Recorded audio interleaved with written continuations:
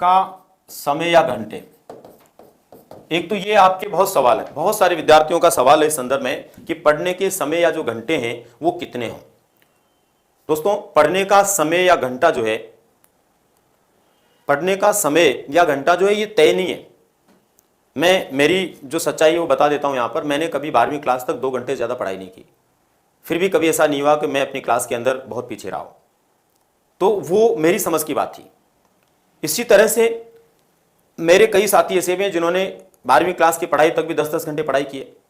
वो मेरे कितने आगे या पीछे रहे वो भी जानते हैं और मैं भी जानता हूं। ठीक आपके साथ भी ऐसा हो सकता है। बहुत सारे विद्यार्थी आप में से वे होंगे जो 3 घंटे में इतना पढ़ लेते हैं कि जो बाकी लोग 10 घंटे में पढ़ते होंगे, और कई ऐसे भी होंगे जो 10 घंटे पढ़ने के बाद भी सोचते होंगे मुझे तो 1 घंटे का भी स्मरण नहीं हुआ। तो इसके लिए एक उचित समय जो है वो क्या हो सकता है, मेरे हिसाब से अभी कम से कम हर विद्यार्थी को 10 घंटे और अधिकतम 15 घंटे पढ़ना चाहिए। 10 घंटे से कम किसी को नहीं पढ़ना चाहिए, चाहे वो कितना भी सुपर इंटेलिजेंट हो, उसको 10 घंटे तो अभी देने ही चाहिए, क्योंकि अब समय तुम्हारे पास में बहुत कम है। और अधिकतम 15 घंटे से ज्यादा नहीं पढ़ना चाहिए। 15 घंटे से ज्यादा पढ़ने का मतलब यह है कि आप अपनी नियमित दिनचर्या को बिगाड़ रहे हो। और हमने पढ़ा है दोस्तों, मानसिक स्वास्थ्य में जिसकी नियमित दिनचर्या खराब हो जाती है वो मानसिक रूप से परेशान हो जाता है और उसका पढ़ना बेकार है। कई लोग कहते हैं, मुझे एक विद्यार्थी ने मैसेज किया था 10 से 12 दिन पहले कि आजकल मैं 20 घंटे पढ़ रहा हूं। मैंने उसको जो जवाब दिया वो बहुत बुरा लगा होगा। मैंने कहा था ये तुम्हारी असफलता की पहली सीढ़ी है। हालांकि बाद में उसने 2 दिन बाद मुझे मैसेज करके कहा कि मुझे रियलाइज हो गया मैं 20 घंटे पढ़ने से पागल जैसा हो गया था। तो तुम्हें पागल नहीं होना, बिल्कुल नहीं होना भाई। परीक्षा का मतलब ये नहीं है कि सब कुछ वही है। लाइफ खत्म नहीं होने वाली है, लाइफ की शुरुआत होने वाली है। इसलिए यहां पर सबसे पहले नंबर पर तो ये ध्यान रखें, आप विशेष रूप से ध्यान रखें कि पढ़ाई का समय आपका मैक्सिमम 15 घंटे और मिनिमम 10 घंटे होना चाहिए। दूसरे नंबर पर देखिए, अभी हम क्या पढ़ें, अभी हम क्या पढ़ें। तो इसके लिए अभी आपको ध्यान रखना है ऑब्जेक्टिव प्रश्न जो है उन पर ज्यादा ध्यान देना। मैं कभी ऑब्जेक्टिव प्रश्नों को लेकर के बहुत ज्यादा जोर नहीं देता हूं, बहुत फोकस नहीं करता हूं। मैं हमेशा थ्योरी पढ़ने की बात करता हूं, लेकिन अब अपने पास में इतना समय नहीं है कि आप थ्योरी पढ़ें। एक थ्योरी पढ़ेंगे आप तो उसमें एक टॉपिक को पढ़ने के लिए आपको जितना समय चाहिए उसमें आप कई टॉपिक के ऑब्जेक्टिव क्वेश्चन देख सकते हैं। तो आप क्या करें, ऑब्जेक्टिव टाइप के प्रश्न वो ज्यादा से ज्यादा पढ़ें। ऑब्जेक्टिव टाइप के प्रश्नों में भी मार्केट में बहुत सारे, कोई मैं किसी एक राइटर की बात नहीं कर रहा हूं, किसी एक पब्लिकेशन की बात नहीं कर रहा हूं, जो आपको पसंद आए। क्योंकि कोई भी पब्लिकेशन, कोई भी राइटर ये नहीं चाहता वो गलत दे। वो अपनी मर्जी से बढ़िया ही करना चाहता है, बढ़िया ही लिखना चाहता है, बढ़िया ही देना चाहता है। हर कोई व्यक्ति इच्छा करना चाहता है। तो ऐसी स्थिति के अंदर किसी भी राइटर की जिसको आपको पसंद आए वो आपके पास में निश्चित रूप से होगी। वो ऑब्जेक्टिव टाइप बुक जो है वही आपको पढ़नी चाहिए, उसकी बार बार आपको प्रैक्टिस करनी चाहिए। दोस्तों, मैंने 6 बुकों का अवलोकन किया। आज जो मैं बोल रहा हूं ना, बहुत सत्य बात बोल रहा हूं। 6 बुक्स का अवलोकन किया मैंने ऑब्जेक्टिव टाइप का, अलग अलग मंगवा करके उनको देखा मैंने। और उन 6 बुक्स के अंदर 3 ऐसी थी जिनमें टॉपिक वाइज प्रश्न थे और 3 ऐसी थी जिसमें मॉडल पेपर्स थे। उन 6 को मैंने देखा और देखने के बाद में मैंने जो एनालिसिस किया वो क्या था, और ये एकदम सत्य एनालिसिस आप करके देख लेना। हर बुक के अंदर 5 से लेकर 7% तक गलतियां हैं। हर बुक में, चाहे कोई सी भी बुक ले लो आप, 5 से 7% की गलतियां मिलेगी। वो गलतियां क्या हो सकती है, वो गलतियां हो सकती है जैसे कि उसमें ऑब्जेक्टिव टाइप प्रश्नों के अंदर सही आंसर होना चाहिए ए और उसने लगा दिया डी, वहां पर जल्दबाजी में लग गया, ध्यान भी नहीं गया। मैं नहीं कहता राइटर ने उसने गलती की है, उसमें गलती हो जाती है मानवीय स्वभाव के कारण।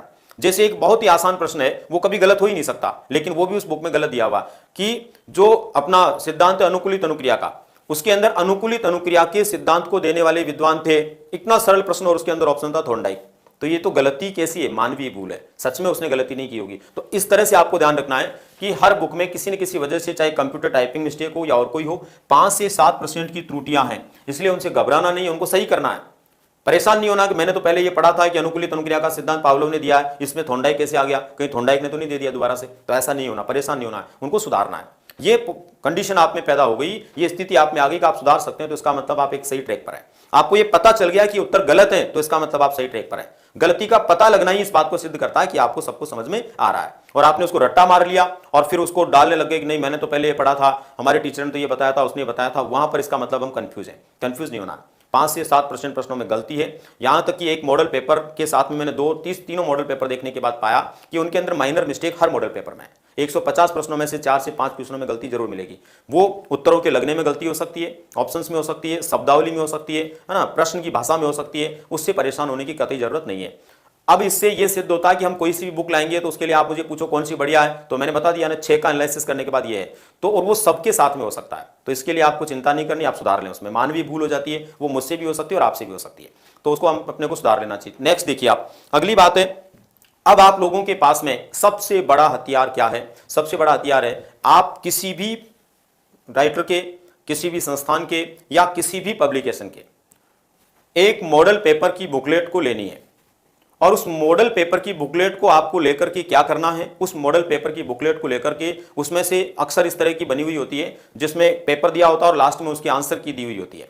जैसे 20 मॉडल पेपर दे रखे हैं तो 20 मॉडल पेपर पहले होंगे, लास्ट में उसकी कई आंसर की दी होगी। आपको कुछ नहीं करना है, अपने भाई बहन माता पिता जो भी घर के अंदर पढ़े लिखे हैं उनको वो ला के देनी है चुपचाप, और उनको देकर के उनको बोलना है कि इसमें जितने मॉडल पेपर उतने भागों में डिवाइड कर दो।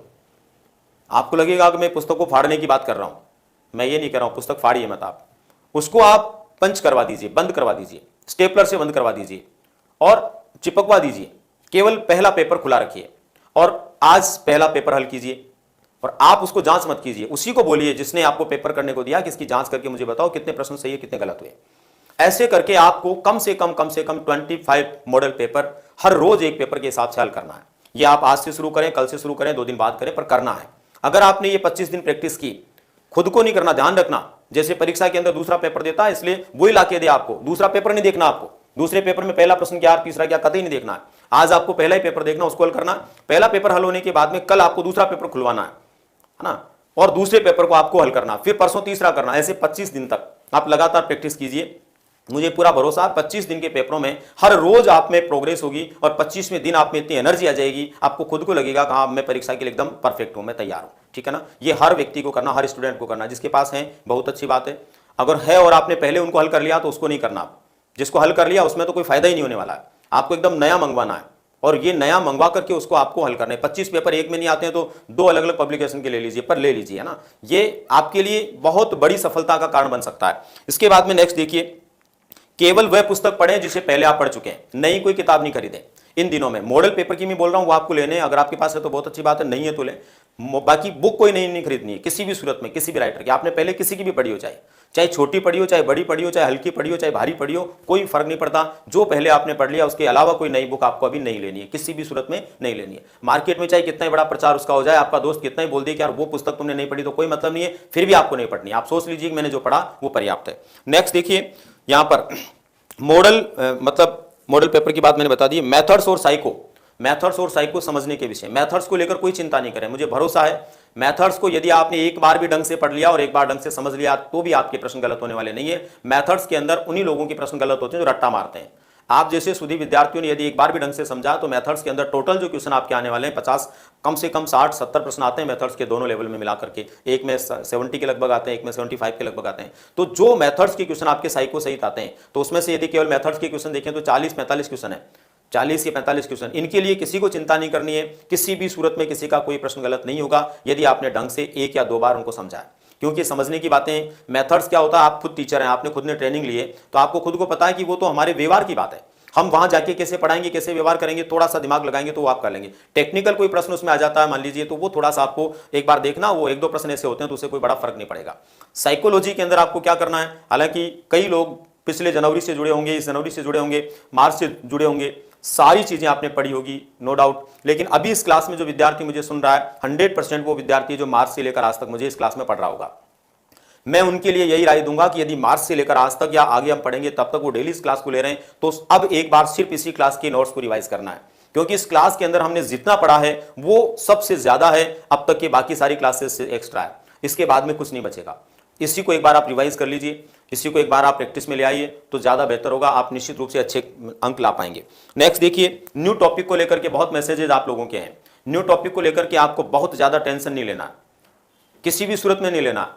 न्यू टॉपिक में से, हर टॉपिक में से भी प्रश्न आ सकता है और ऐसा भी हो सकता है एक भी टॉपिक में से नहीं आए, क्योंकि प्रश्न पत्र बनाने वाला केवल यह सोच के नहीं बैठता कि मुझे न्यू टॉपिक में से प्रश्न देना, उसका उस समय माइंड कहां काम करता है उसके आधार पर वो पेपर बनाता है। हर नए टॉपिक में से भी वो दे सकता है और एक भी नहीं दे, इसलिए बहुत टेंशन नहीं करनी है। उनको एक बार पढ़ना है और नए टॉपिक्स को कम से कम एक बार रिवाइज जरूर कर लेना। बाकी की थ्योरी भले ही नहीं पढ़े पर न्यू टॉपिक्स की जरूर पढ़ लें, क्योंकि वो आपके लिए नए हैं और उनके अंदर नई बात होने से वो प्रैक्टिस में लाने के लिए आपको एक बार और कम से कम देख लेने की जरूरत है। एसएसटी वाले विद्यार्थियों के काफी नए टॉपिक है, उनको लेकर के बहुत सारे परेशान है विद्यार्थी। परेशान नहीं होना है, किसी भी सूरत में परेशान होने की जरूरत नहीं है, केवल और केवल अपने मन को शांत बनाए रखना बस। इसके बाद में देखो, भाषा को नहीं छोड़नी है। आपका टाइम टेबल जो निर्धारित हो पढ़ाई का 10 घंटे का जो भी कम से कम है, उसमें 2 लैंग्वेज आपकी है, उनको डेली कम से कम 1-1 घंटा देना ही देना है। क्योंकि आपके लिए रीट परीक्षा के माध्यम से शिक्षक बनने की संजीवनी बूटी भाषा होती है, मेथड्स होते हैं और साइको होती है।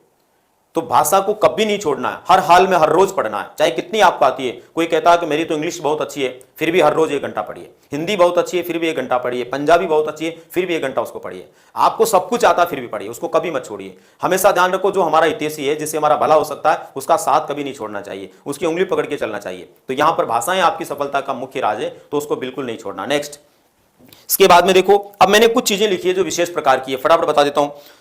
क्या नहीं सोचें, इन दिनों में हमें क्या नहीं सोचना है। एक तो मुझे याद नहीं है, बिल्कुल नहीं सोचना है, ये आपकी बात नहीं है। हर स्टूडेंट के दिमाग में ये बात है कि मुझे याद नहीं है। हर किसी को ऐसा लगता है जैसे जैसे परीक्षा आ रही है मैं तो भूल रहा हूं। कोई चिंता मत करिए, कुछ नहीं भूल रहे हो आप, आपके माइंड में सब कुछ है।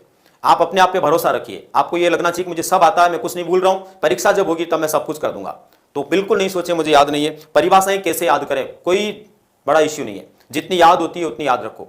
नहीं भी याद होती है तो आप मान के चलो परीक्षा में वही परिभाषा आएगी जो आपको याद है, आप उसकी चिंता मत करो। परिभाषाएं बहुत है, उनको रटने में मत बैठिए। इसके बाद में मेरा क्या होगा, वही होगा जो मंजूर आप होगा। इसलिए कतई मत सोचिए आपका वही होगा। आपको क्या मंजूर है भाई, पास होना मंजूर है, तो वही होगा ना जो आपको मंजूर है। इसलिए बिल्कुल भी आपको घबराना नहीं है। बहुत सारे विद्यार्थी भी घबराए हुए हैं, और ये मुझे इससे पता लगता है कि जहां पहले मेरे पास में 100 मैसेज एवरेज आते थे, अभी स्थिति है कि मैं मेरे मोबाइल को ढंग से देख भी नहीं पाता हूं। 500 मैसेज, परसों के रोज मैंने देखा 635 मैसेज। अब कोई सोचेगा हमारा जवाब नहीं दे रहा, भाई मैं पागल हो जाऊंगा जवाब देता देता। 635 प्रश्नों के जवाब में कैसे दे सकता हूं। और ये केवल और केवल आपकी घबराहट है, घबराना नहीं है। कोई नहीं आता छोड़ दीजिए उसको, चिंता मत करिए, ईश्वर आपके साथ है, ठीक है ना। नेक्स्ट देखिए, दूर रहें। किन चीजों से आपको दूर रहना है, नेगेटिव लोगों से, नकारात्मक लोगों से बिल्कुल दूर रहें। जो भी नेगेटिव बोलता है ना, बिल्कुल उसको हटा दीजिए अपनी लाइफ से, तब तक जब तक आपकी परीक्षा है। चाहे वो आपका पति है, चाहे आपकी पत्नी है, चाहे आपका बेटा है, बेटी है, भाई है, बहन है, दोस्त है, कोई भी हो, उसको लाइफ से बिल्कुल हटा दीजिए परीक्षा तक। जो नेगेटिव है उसको बोल दीजिए मेरे से दूर रहिए। कब तक, जब तक परीक्षा है। क्योंकि नेगेटिव लोग जो होते हैं ना, हर रोज कोई कीड़ा पैदा करते हैं और उससे हमारा दिमाग खराब होता है। नेक्स्ट है, नए नए यूट्यूब चैनल से, हर रोज नए नए यूट्यूब चैनल पैदा होते हैं जिनमें मेरे जैसे बहुत सारे खिलाड़ी आते हैं। मैं कैसे सफल हुआ, मेरे कैसे 129 नंबर आए, मेरे कैसे 125 आए, मेरे कैसे 140 आए। अरे भाई कोई बात नहीं, तुम्हारे आगे अच्छी बात है, तुम्हारा नॉलेज तुम्हारे तक है। हर व्यक्ति का अपना एक अलग क्राइटेरिया होता है, हर व्यक्ति का अपना माइंड होता है। आप उससे बिल्कुल तुलना मत कीजिए कि 135 किसी के आए तो मेरे क्यों आए। अरे भाई उसका माइंड था, उसके आगे, उसका अलग था, उसके आगे। आपको अपना ध्यान रखना है, किसी को लेकर चिंता नहीं करनी है, ठीक है ना। तो किसी भी यूट्यूब चैनल की बार बार की इस तरह की चीजों पर ध्यान नहीं दें। बहुत सारे नए नए टॉपिक, इसको 2 मिनट पढ़ लो, 2 नंबर खरे हैं, कोई खरे नहीं है। नंबर खरे तभी होंगे जब हम प्रॉपर किसी चीज को समझेंगे। नेक्स्ट है, नकारात्मक खबरों से। आए दिन खबरें आती है, यूट्यूब चैनल की खबरों को तो बिल्कुल भी आपको नहीं देखना है। क्या होगा अब रीट का, नहीं होगी अब रीट 26 सितंबर को। अरे नहीं होगी, होगी या नहीं होगी तुम्हें क्या, तुम्हें तो तुम्हारी पढ़ाई से ध्यान रखना। जो सूचना होगी अखबार के माध्यम से आपके पास आएगी, प्रॉपर आएगी, उस पर ध्यान देना। मैं क्या कह रहा हूं, यूट्यूब वाला क्या कह रहा है, उस पर आपको ध्यान नहीं देना, किसी भी सूरत में नहीं देना। इसके बाद में मोबाइल और सोशल मीडिया से, फेसबुक से कोशिश करो बिल्कुल दूर हो जाओ, व्हाट्सएप से बिल्कुल दूर हो जाओ, यूट्यूब चैनलों के फालतू जंजाल से दूर हो जाओ। अगर आपको अपनी लाइफ चाहिए, अगर आपको बहुत अच्छा रिजल्ट चाहिए, ये फैक्ट बता रहा हूं मैं आपको, इसको आप बिल्कुल गलत फहमी में मत रखना, एकदम सही बता रहा हूं मैं आपको। इन चीजों से दूर हो जाइए। मोबाइल का उसी समय यूज कीजिए जब वास्तव में आपकी पढ़ाई से संबंधित जरूरत है या फिर कोई विशेष बात है, बाकी उसको अलग हटा के रख दीजिए। वो आपका सबसे बड़ा शत्रु है, सबसे बड़ा दुश्मन है, ठीक है। क्या जरूर करें दोस्तों, लास्ट में जो मैं बता रहा हूं, ये मेरी सजेशन है, ये आपको जरूर करनी चाहिए। हो सकता है मैं आध्यात्मिक होने से ये बातें बता रहा हूं, लेकिन फिर भी आपको आध्यात्मिक बनना चाहिए और करना चाहिए। ईश्वर है कि नहीं है ये मुझे पता नहीं है, लेकिन मैं इतना जानता हूं कि कोई शक्ति हमारे साथ होती है जो हमेशा हमें संबलन प्रदान करती है, उसको जरूर हमें ध्यान में रखना चाहिए। क्या क्या हम करें, तनाव और दबाव से बचें। कोई तनाव दबाव हमारे पास में नहीं होना चाहिए। आशावादी रहें, हर हाल में आशावादी रहें, लेकिन अति आशावादी नहीं रहें। आशावादी तो रहें लेकिन अति आशावादी नहीं बने कि नहीं मैं तो 140 करके ही आऊंगा, वो अलग बात है। 40 होंगे, 45 होंगे, हो जाएंगे, पर आशा रखें, अति आशावादी नहीं बने। अब इसके अलावा देखो 5 लाइनें हैं जो आपको ध्यान रखनी है। डेली अपने पास के सरकारी स्कूल को देखें, अपने आसपास कोई भी सरकारी स्कूल जरूर होगा, उसकी बिल्डिंग को देखें, उसके आसपास जाएं, चाहे 2 मिनट के लिए जाएं, और जाकर के उसको देखें और फील करें कि कुछ दिनों बाद मैं भी इसी या ऐसे स्कूल में टीचर बनने वाला हूं या बनने वाली हूं। हर रोज फील करें, हर रोज। ईश्वर आपकी बात को सुनेगा और आपको जरूर वहां भेजेगा। दूसरे नंबर पर, समय पर खाना खाएं और रेस्ट करें। समय पर जितना आप खाना खाते हो, भले ही थोड़ा कम कर दो, अलग बात है, पर समय पर खाना है। ऐसा नहीं कि मैं भूखा ही पढ़ाई कर रहा हूं, आज खाना नहीं खाऊंगा, बिल्कुल नहीं करना है। समय पर भोजन करना है, समय पर पढ़ाई करनी है और समय पर रेस्ट करना। अगर आपकी आंखें कहती है कि अब सोना, तो सो जाइए। जरूरत नहीं है कि अब आप आंखों को दबाव दें या अपने माइंड पर दबाव दें, बिल्कुल प्रेशर नहीं दें। नींद आ रही है तो सोइए, मतलब पूरा रेस्ट लेना है, पूरा भोजन करना है। इसके बाद में परिजन और बालकों से, बच्चों से, घर में जो बच्चे उनसे, परिजन उनसे दूरियां नहीं बनाएं। बहुत सारे लोग होते हैं अब मैं मिलूंगा ही नहीं, बस मैं कमरे में रहूंगा, ऐसा नहीं करना है। उससे पागलपन पैदा होता है, उससे माइंड डिस्टर्ब होता है।